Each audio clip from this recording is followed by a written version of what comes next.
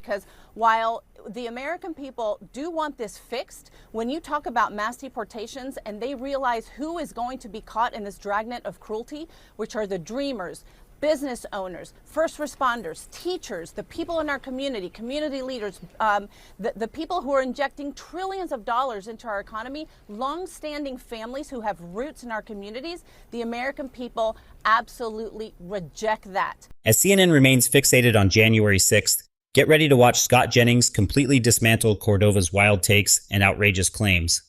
It's a must-see moment. Let's watch.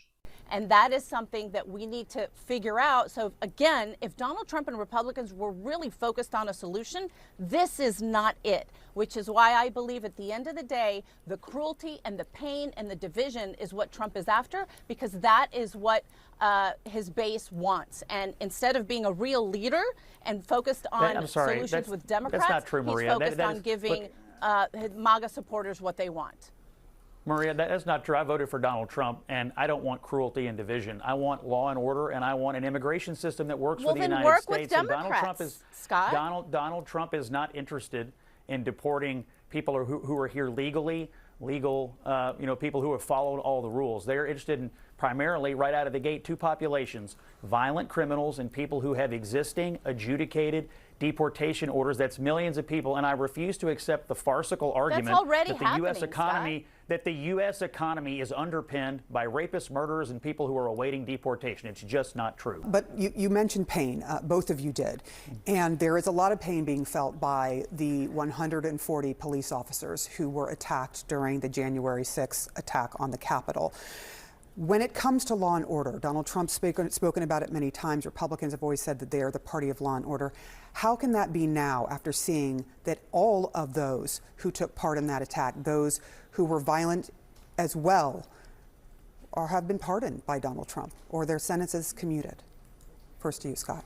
Well, first of all, I don't particularly care for what happened on January the 6th. I didn't like it the day that it happened. I don't like it today. I think it was a terrible day. I don't think the people who participated in it should have done that, and it should never happen again. That's number one. Number two, the people who did participate in it, by and large, all face some kind of punishment. A great many, hundreds, thousands went to jail. Some have already been in jail and completed their sentence. Most were financially ruined. Their lives have been ruined. They paid a severe price. It's Donald Trump's position that they paid enough, and that's his prerogative as the president. I don't like the idea that people who assaulted police officers are getting any kind of leniency, because I think that is a special kind of crime. I'm a strong defender of police officers, and I do take the term law and order and back the blue very seriously.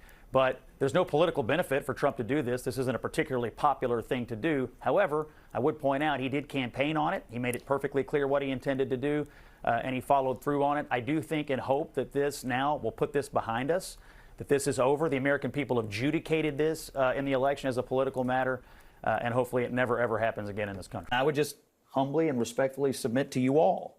Share your thoughts in the comments about what's unfolding on CNN. I'd love to hear your take.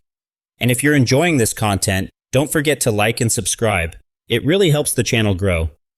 Now, let's dive back into the video.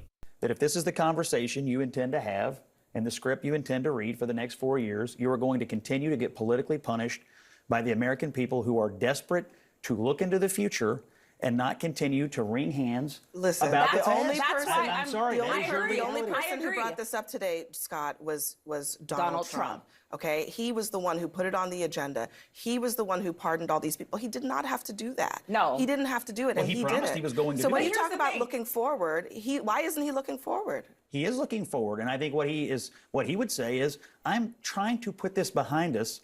And Democrats and the media are continuing to try to make this the center of our national political conversation. I I'm trying to put this behind us. Tomorrow, Donald Trump will still talk about him winning the 2020 election and still talk about January 6th. It's hard to see that guy sticking with CNN for much longer.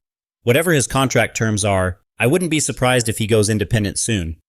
He's had an incredible year and is probably the only reason Republicans even glance at CNN these days.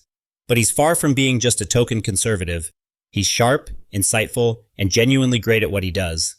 His Twitter is worth following, and it's clear he's got a bright future ahead. If he strikes out on his own, it could be a huge win for him, both in influence and financial success.